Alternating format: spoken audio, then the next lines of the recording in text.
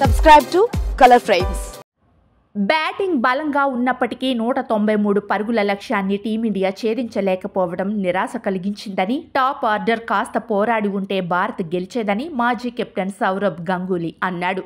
లార్డ్స్లో లక్ష్యాన్ని ఛేదించాల్సిందే. జడేజా పోరాటం చూసాం. జట్టులో ప్రతిభావంతులైన ఆటగాళ్లు ఉన్నారు. సిరీస్ 2-1 ఆధిక్యం సంపాదించే అవకాశం చేజారినందుకు నాకన్నా టీమిండియా ఎక్కువ బాధపడుతుందని గంగూలీ చెప్పాడు.